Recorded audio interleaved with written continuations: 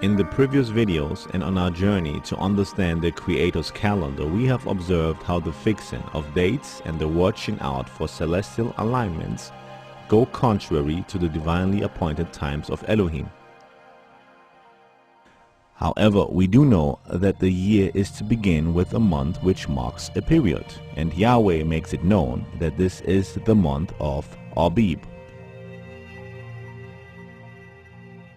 This is the month wherein the Passover is to be kept. The Holy Word does not record a conjunction or presetting of events, but uses the specific term Abib. This is what we shall now look out for and explore in much more detail. So, what is Abib? It was at the seventh plague in the land of Egypt that scripture records that the barley was smitten because it was Abib. The hail destroyed this crop because it was in a brittle stage, which means it was in a ripened state. At the 10th plague, the Passover was instituted by Elohim. This was in the month of Abib, and this month is to begin the biblical year. Now, the months are ordinarily begun with the sighting of a new moon, and a year will normally consist of 12 months. But the new moon and something referred to as Abib now marks the month that begins the year. First, how do we know that new moons indeed begin the months? From scriptures. For example, Psalm 104, He made the moon to mark the seasons, the sun knows its time for setting. and Psalm 81. Blow the trumpet at the new moon, at the full moon on our feast day. We can comfortably now begin to gather our information. It was in the new moon month called Abib that the first Passover on earth was held when Israel left Egypt, and that which begins the year. What is Abib? This is the term and the Hebrew root word used in that verse, Abib. It is a condition most exclusively related to the barley crop, which will be the first in the year to grow in the region of Israel. The King James Version translates Abib to mean in the ear or green ears of corn. This is wrong. The crop being Abib does not necessarily mean color. However, if barley is in this stage, it is useless for the harvest. It still contains too much moisture and cannot be ground into flour. When barley is Abib, it is in a specific state of maturity that will enable a harvest in the upcoming 14 to 21 days, hence 2 to 3 weeks, at which point it will have dried enough with the grains, then being hard and making a pounding into crushed flour possible. Thus, the first month has been named by the Creator after a development level of the barley crop. There can be no mistake. Equinoxes are never once mentioned. Remember, if we get the first holy feast date wrong, all upcoming feasts in the year will be invalid. We have to diligently mark out the proper day. These are the appointed feasts of the Lord, which you shall proclaim as times of holy convocation, for presenting to the Lord food offerings, burnt offerings, and grain offerings, sacrifices and drink offerings, each on its proper day. We soon discover that this marking is all centralized on the barley crop. As said before, we will have a new moon to start the month. There will be a timeline in this month. Abib barley is now needed to determine further progress on the holy timescale. On the 14th of the Abib month is the day the Passover lamb has to be sacrificed. The immediate following 7 days are the days of unleavened bread. It is a commandment that this feast must also take place in the Abib month, which it will if we are by default following the Abib method. You shall keep the feast of unleavened bread. 7 days you shall eat unleavened bread, as I commanded you, at the time appointed in the month Abib, for in the month Abib you came out from Egypt. From its Abib state, the barley will naturally need a further 2 weeks to be harvest ready. This has already been implemented in Elohim's calculations. The first fruits of the crop has to be presented to the priest in the week of unleavened bread, after the weekly Sabbath. This is also a commandment. You shall bring the sheaf of the first fruits of your harvest to the priest, and he shall wave the sheaf before the Lord so that you may be accepted. On the day after the Sabbath the priest shall wave it. In the 7 days of matzah or unleavened bread, there will always be a weekly Sabbath day. We have the sacrificial week of Yeshua, for example, here. If the Sabbath were on the 19th instead of the 17th as depicted in this chart, then the first fruit offering will be on the 20th, the first day of the week.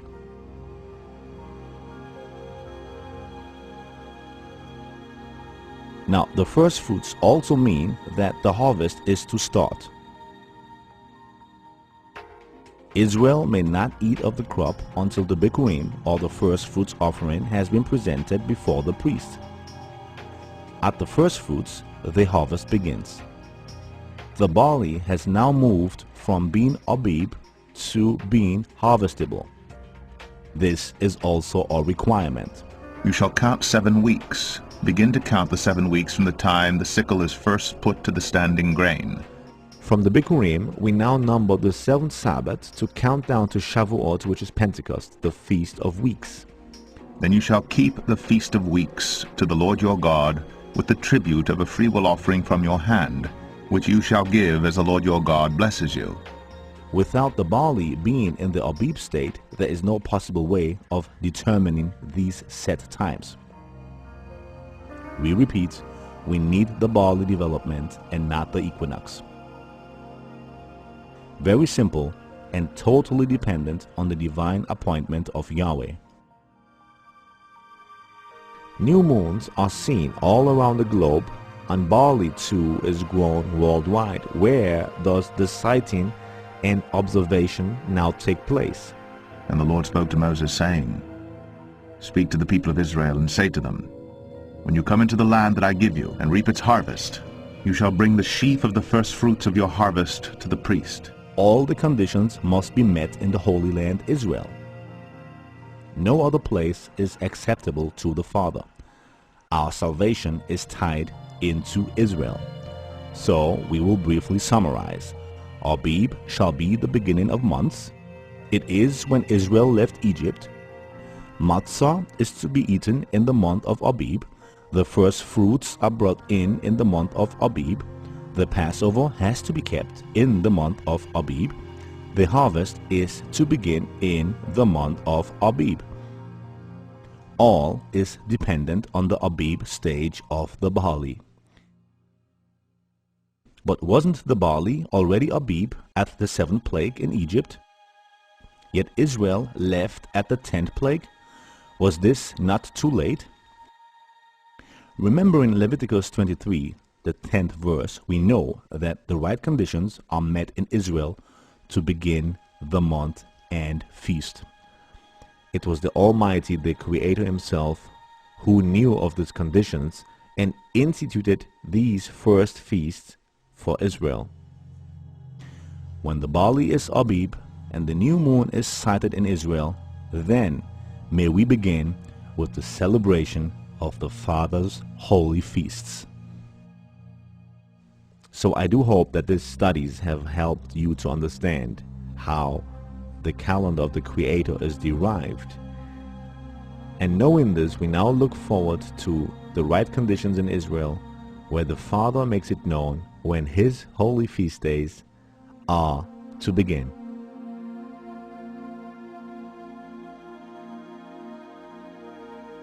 Shalom to you, my friend, in Yeshua's name.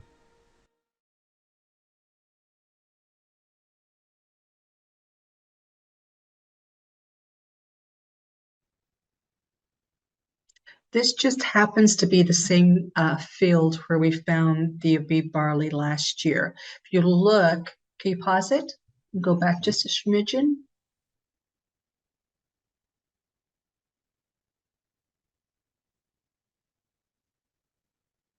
And pause it there. So the white stripes last year was all wild barley, all of that up there. And right about where I'm sitting, that little blue person right there is, and then towards the road is where the Omer was taken last year. I had been saying since the first time I went out, when I saw, I was sitting where I'm sitting, I could tell there was barley there, but there was nothing else, nothing else. And I had already said, if we had that field this year, we'd have an Omer early. But there was nothing but brown dirt at that time. So what was planted was from me to the far end, and it stayed pretty much naked the whole time. And we had this little bit where I'm sitting. And then after that last storm we had, Randy and I had been out looking at other locations, and we came back by there, and I could see that the field then behind me, if you want to let it fly, we'll show them what we're talking about. The section behind, as it turns here, I think it turns.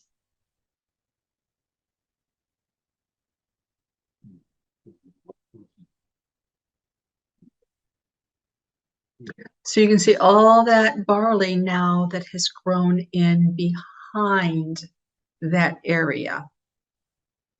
That filled in 1 week. That was not there before. So what had happened when Randy and I come by there is I said, oh my goodness, that has filled in with barley. We have to stop and check it. There might be a Abib there. Now that right there is the whole area. There you go. From that green line right there, all the way forward, that is the whole area.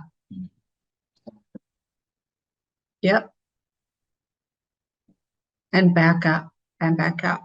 So we got out of the car and we went over there, and sure enough, that same area on this property was much further advanced than the rest of it.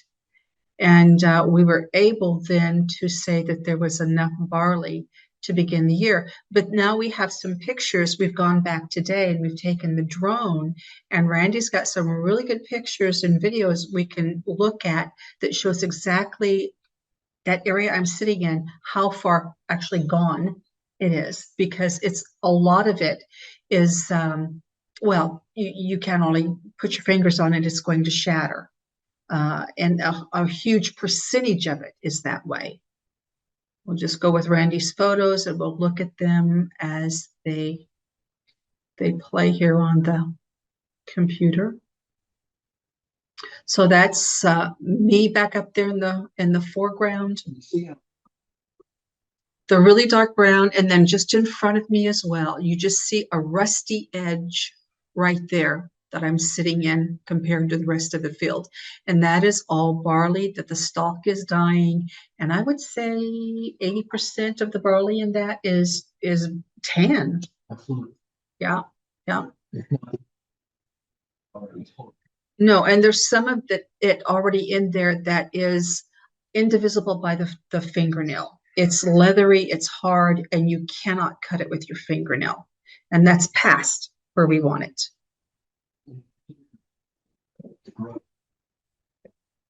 That was already mature. So I had some higher stuff. I don't know if it just popped up and come out and see it. It was taller, but still, you took the grains that were even inside of it, laying down, or half the height of the others. You're grabbing the same seed as you're opening them up, doing your dirty.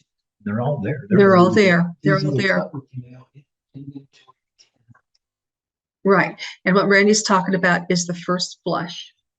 I've explained this a lot of times. After 2 days of soaking rain, the grains are born, And this year, as it happened, after those grains were born, we didn't get a rain for a long time after that. So those grains began to mature very rapidly. Then we had the big storm, and the green that you see has come up since then. In some sections of the field, the first flush is buried in the taller second flush. But Elohim has reserved an area of that field where the new growth has not superseded the original flush. And that's right there where I'm sitting. I'm going to show them with the area right there where I'm sitting in front. And then also to the left towards the road, there's plenty of that first flush of barley that should be harvested by now. All this time, you're actually sitting right there on the line. This is where to the left of that area. Right. Mm-hmm.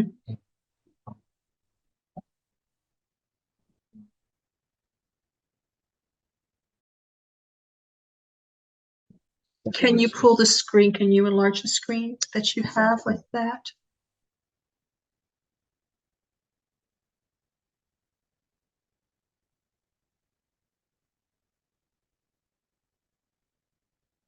That's all behind. That's all the newer stuff. That's still the newer stuff. Can you do the one up there where I was sitting?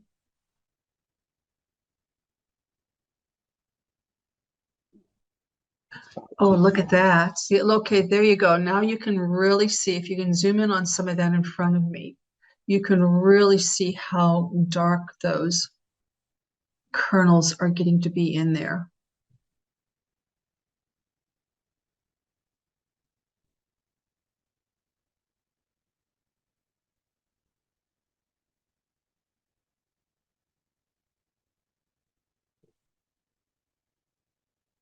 Okay, that's good right there, right there. To show them how that tan area is not really dirt. That's barley. It's just, I don't know how it's standing there. I don't know how it's standing there, but it's standing there.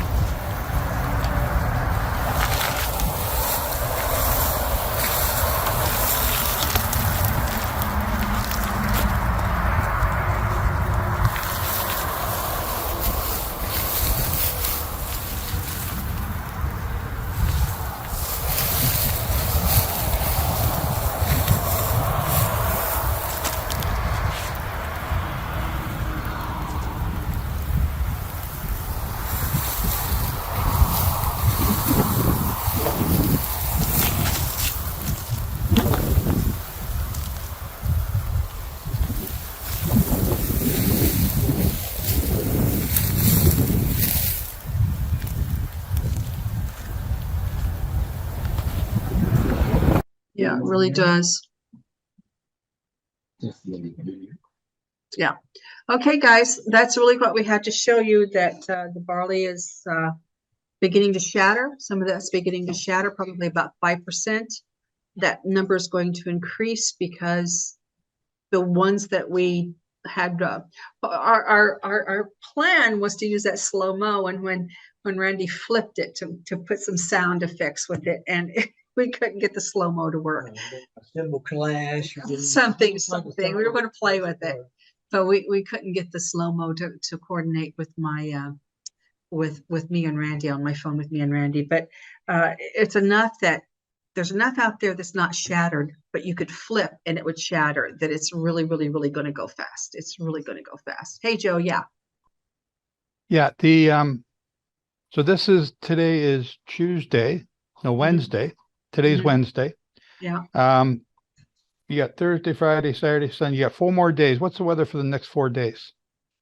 I have to look. I think it's going to be up to 85 some days. So it says Thursday was 69, Friday 75, Saturday's 81, Sunday is 82. So, okay, so looking at this picture in front of you, the field that we were in last year was about, I don't know, 50 feet in front of you, in between Yeah. you and Randy, where Randy's standing there. Actually, I'm on the margin of that, Joe. Actually, that was a little bit was part of that field last year. Yeah. What's in the field in front of you there? What have they got there? What crop is that? Nothing. They plowed it under. I had thought they had planted something, but I don't think they did. What they're growing, what's growing right there is arugula that's in bloom, and the rest of it still looks like grass. It's a second flush Okay. with the storm, and I don't know if that will ever make a head or not. So where you're sitting is wild. Yeah. And where the brown is right around you on your left, right, and It's front wild. Mm-hmm. is wild, and that's already shattering. And behind you is the green, which is still in the dough stage. There was everything. We saw, are you the host or am I? No, it's okay. Just show them the side by the trees. The side by the trees, that darker green strip by the dead trees, all of that was coming out of the boot and flowering. And then as you move from there towards the center of that area behind me, there was some with like milk and soft dough, and it was a real mixed bag. And then there was the other stuff down below it, below the new growth that was ready to shatter. Okay. So when Boaz and Ruth went out to harvest the barley, they did it for 7 weeks, right? They were harvesting. The harvest season is for 7 weeks. Oh, I don't know how long. Yeah, go ahead. Yeah. Did Boaz own 1,000 fields to keep going for 7 weeks, or did he own 1 or 2 or 4 fields? Well, it said he owned a shared field. He had a shared field with another guy. But they kept going back into the same fields over those 7 weeks. Absolutely. Right. So Absolutely. where you're sitting there now could be harvested on Wave Sheaf Day in 4 days' time. Then the week after that, you can come back and harvest some more of this in the other area. And the week after that, the stuff along the fence. Is that what I'm hearing you say? What you're hearing me say is if you plant tomatoes, they're not already on the first day. You have to go back and keep picking them as they get ripe. And the same is true of the barley. Precisely. Thank you. Say that again, because a lot of people expect it all to be ready on day one. No. So we have to have, sorry. No, go ahead. Do we have to have every field in Israel ripe by Wave Sheaf Day? No, we don't. There is one Omer, the Omer, capital T, capital O, who is Yeshua. And that's what we start the year with. It was the scriptures plainly show us that. Let's for sake of argument, because there's other groups that don't believe in Yeshua, let's leave Yeshua out. Just let's talk about the barley. Is all the fields in every part of Israel, do they have to be ripe today? No, because Deuteronomy 16:2, this is actually a chiasm that says when you number your days, when you put the sickle to the ground, 7 Sabbaths you shall number when you put the sickle to the grain. It's a chiasm. It says it one way on one end, it reverses it on the other end, and in the middle it says when you put the sickle to the grain. So the chiasm is pointing to putting the sickle to the grain, then you start your harvest, then you count your sevens. Okay, so we've all been part of the Karaite group where we first learned and came to understand this. And I greatly appreciate them, and I thank them so much for educating me and showing me so much about the Bible that I never knew before. There's what we were calling a takanot and ma'asim last year, and it's still the same this year. There were certain groups last year that wanted to call not just an Adar Bet, but an Adar Gimel. Yes. Because they had no barley in the area where they were looking, and the barley was still in the boot where they were looking last year. Right. Is that thinking that you have to have barley everywhere? Is it is there any scriptures to back that up? There's not. There's not. In fact, when you go to Chronicles and it talks about Hezekiah, when he rededicated the temple, it says when they rededicated the temple and they started bringing in the heaps, they used the word heaps, but behind that is the word omer. It says when they rededicated the temple and they began to lay the foundation of the temple with the heaps, it says they started in the fourth month, and I think they went to the seventh month, Joe. It says that in the scripture. And when you open up this word heaps in King James, it's literally talking about an omer quantity. I think Okay. it's Chronicles 29 or 30. But that if they're doing that in the 4th to the 7th month, there was an omer quantity of wheat, not barley. No, because it started, they were doing the rededication. They had missed the first month because the temple was not clean. They kept a second month Passover. And that's when they started bringing in the grains, and it was all of the grains. And they went through, in other words, they kept laying those omers. They kept bringing them. Chronicles 31, 2 Chronicles 31.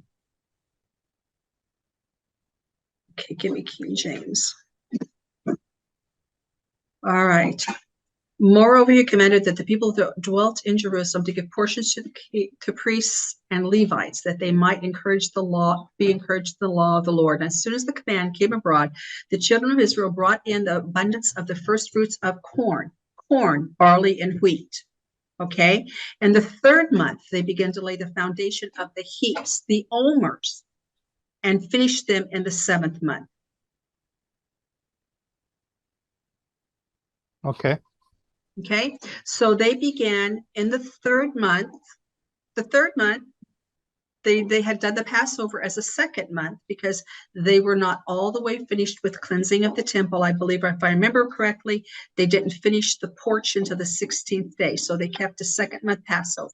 Now we're already looking at the third month, and they're beginning to lay the foundation of the temple of heaps, and they finished it in the third month. And when Hezekiah saw the princes came and saw the heaps, they blessed the Lord and his people. And Hezekiah questioned the priests and the Levites concerning the heaps. And the chief priests answered and say, the people begin to bring the offerings into the house of the Lord, and we have enough to eat and have plenty left, for the Lord hath blessed this people, and that which is left is this great store. Okay.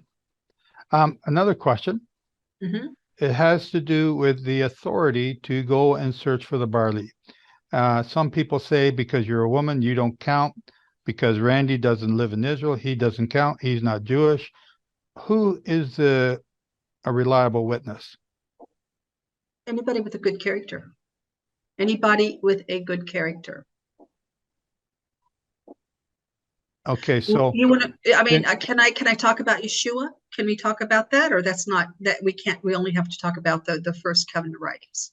Well, you used Deborah before as a witness. I think it was Deborah. Deborah was a judge of Israel. Yeah. So Okay. What I'm trying to do is to dispel this notion that because you're a woman, you don't count. Well, Deborah judged Israel. She judged Israel by the law. She sat under a date tree. She was a married woman, and she judged Israel just like the male judges by the written Torah. Yeah. Okay. Okay. And when Yeshua raised from the dead, the first person he called as a witness, he said, Martha, go tell my disciples and Peter, I am risen. And Joe, what day did Mashiach raise? Wave sheaf. Wave sheaf.